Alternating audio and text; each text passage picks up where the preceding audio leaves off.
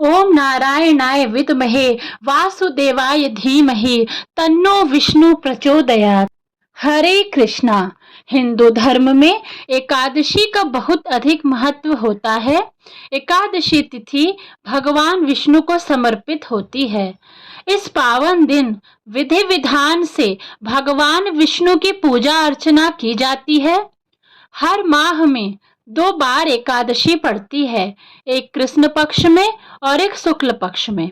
साल में कुल 24 एकादशी पड़ती है।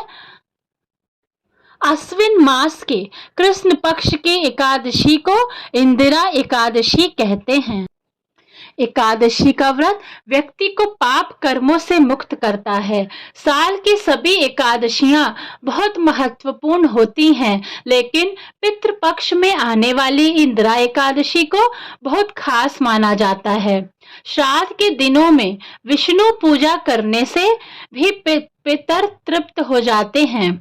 आइए जानते हैं इस साल पितृपक्ष की इंदिरा एकादशी कब है, शुभ मुहूर्त क्या रहेगा, विष्णु पूजा का शुभ समय क्या है, व्रत का पारण कब करना है। पितृपक्ष का आरंभ 29 सितंबर 2023 से हुआ है।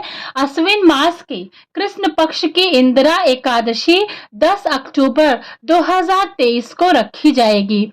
इंदिरा एकादशी के दिन व्रत करने से मनुष्य को यमलोक की यातना का सामना नहीं करना पड़ता।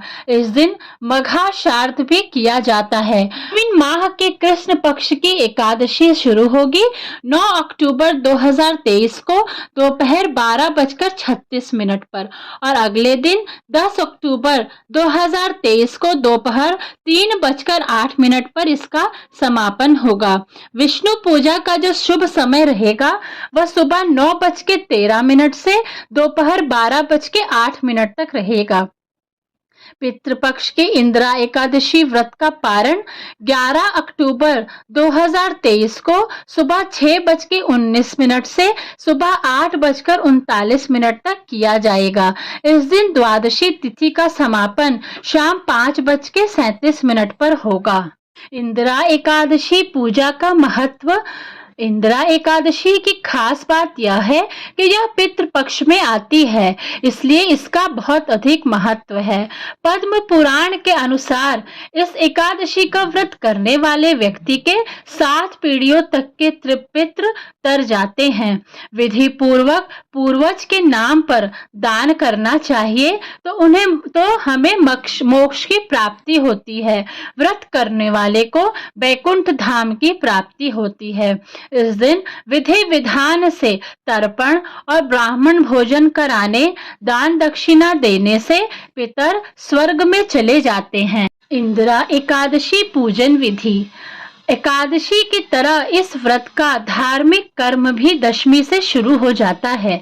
दशमी के दिन घर में पूजा पाठ करें और दोपहर में नदी में तर्पण की विधि करें। श्राद्ध की तर्पण विधि के पश्चात ब्राह्मण भोज कराएं और उसके बाद स्वयं भी भोजन ग्रहण करें। याद रखें, दशमी पर सूर्यास्त के बाद भोजन ना करें। तामसिक भोजन दशमी के दिन ना करें, सात्विक भोजन ही ग्रहण करें। एकादशी के दिन प्रातः काल उठकर व्रत का संकल्प लें और स्नान दान करें। एकादशी पर श्राद्ध विधि करें एवं ब्राह्मणों को भोजन करावें। इसके बाद गाय, कौवे और कुत्ते को भी भोजन दें। व्रत के अगले दिन यानी द्वादशी को पूजन के बाद ब्राह्मण को भोजन कराएं और दान दक्षिणा दें। इसके बाद परिवार के साथ मिलकर भोजन करें। इंदिरा एकादशी का महत्व। एकादशी व्रत का संबंध भगवान विष्णु से होता है। इंदिरा एकादशी का व्रत रखने वाले व्यक्ति को मृत्यु के बाद वैकुंठ धाम में स्थान मिलता है। इसके साथ ही पितरों को भी मुक्ति मिलती है। पुराणों के अनुसार एकमात्र इंदिरा एकादशी का व्रत रखने से व्यक्ति को सदियों की तपस्या, कन्यादान और अन्य पुण्यों का बराबर फल मिलता है। इस व्रत को रखना बेहद खास माना जाता है। इस व्रत के बारे में यह भी कहा जाता है कि इस व्रत को रखने वाले व्यक्ति के पितरों को नरक लोक से मुक्ति मिलती है और वो मोक्ष प्राप्त कर हमेशा के लिए स्वर्ग लोक की तरफ चले जाते हैं। विधि पूर्वक विष्णु जी की पूजा करने के बाद हमें कथा सुननी चाहिए और उसके बाद विष्णु जी की आरती करनी चाहिए। इंदिरा एकादशी कथा। सतयुग में महिष्मती नाम की नगरी में इंद्रसेन नाम का एक प्रतापी राजा राज्य करता था। वह पुत्र पौत्र धन धान्य आदि से पूर्ण था। उसके शत्रु सदैव उससे भयभीत रहते थे। एक दिन नारद राजा इंद्रसेन के मृत पिता का संदेश लेकर उनकी सभा में पहुंचे। यहाँ नारद जी ने बताया कि कुछ दिनों पूर्व जब वह यमलोक गए थे तो उनकी भेंट राजा के पिता से हुई थी। राजा के पिता ने बताया कि जीवन काल में एकादशी का व्रत भंग होने की वजह से उन्हें अभी तक मुक्ति नहीं मिल पाई है। वह अभी भी यमलोक में ही है। राजा इंद्रसेन पिता की इस स्थिति को सुनकर बहुत दुखी हुए। उन्होंने नारद जी से पूछा कि उनको मुक्ति दिलाने का उपाय क्या है। नारद जी ने राजा से कहा कि अगर वह अश्विन माह की इंदिरा एकादशी का व्रत करेंगे तो पिता तमाम दोषों से मुक्त हो जाएंगे और बैकुंठ लोक में जाएंगे। उन्हें स्वर्ग की प्राप्ति होगी।